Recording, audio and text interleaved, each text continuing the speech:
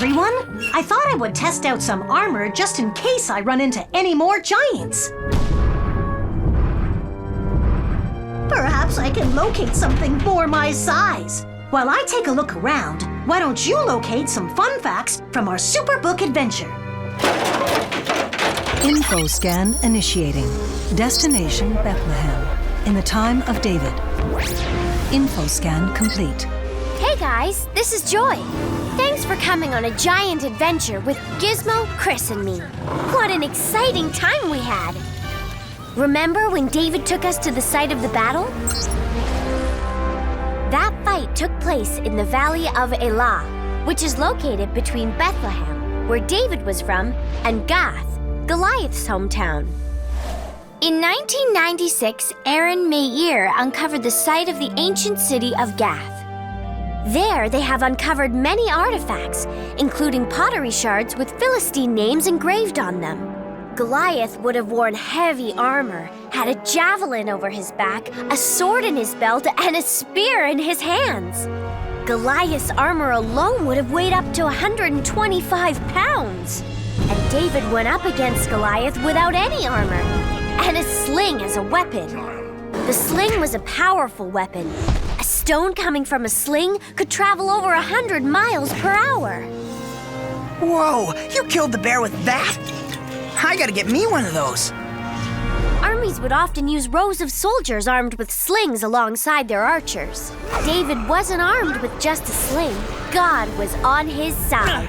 You come to me with sword and spear, but I come to you in the name of the Lord of hosts. As you can see, I have traded in my armor for something more casual. Plus, who needs armor when you have one of these? A slingshot. I am sure with a little practice. Okay, while I practice my aim, why don't you take a look at this? How many days did Goliath challenge the Israelite army? A, 40 days, B, 9 days, C, 3 days, or D, 25 days. The correct answer is A, 40 days. Goliath challenged the Israelites twice a day for 40 days. Resolving battles by individual combat was a common military tactic. The two armies would face off and taunt each other. I'll take you on with one hand! Once both sides picked a champion, they would fight. The losing side would run away in defeat. Your god is weak! Goliath was the tallest Philistine. How tall was Goliath? As tall as A, a basketball player, B, a baby giraffe, about 6 feet tall, C, your mother, or D, an adult male bear, about 9 feet tall. The correct answer is D, an adult male bear, about 9 feet tall.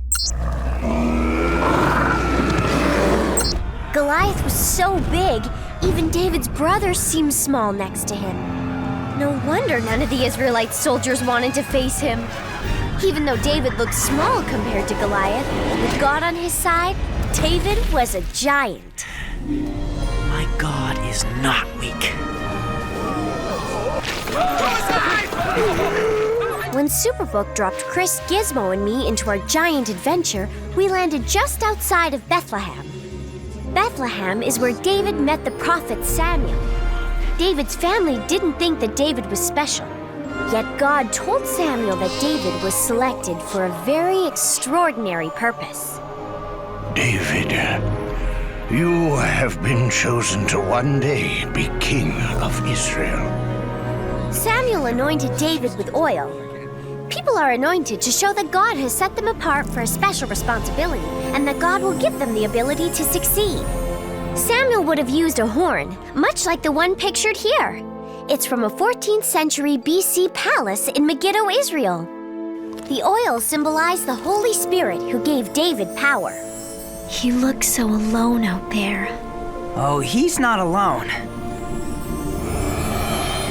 David would become known as a great warrior and king. Did you know he was also famous as a musician?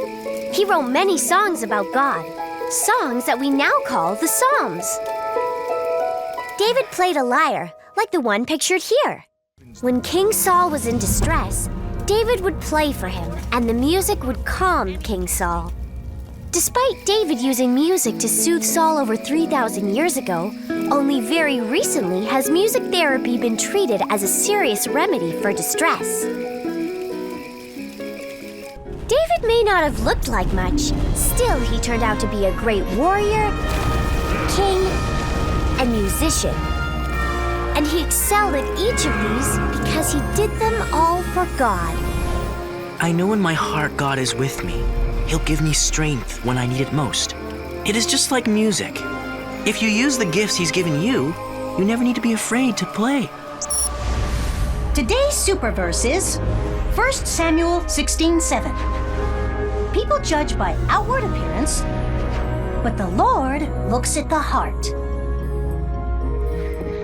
Well, no rocks or armor for me. I am going to try out a new talent. The only question that remains is the next time you face a giant-sized challenge, will you choose to trust in the Lord? This is Gizmo out. Oh. For more Superbook videos, scan the QR code with your phone or visit us at superbook.cbn.com.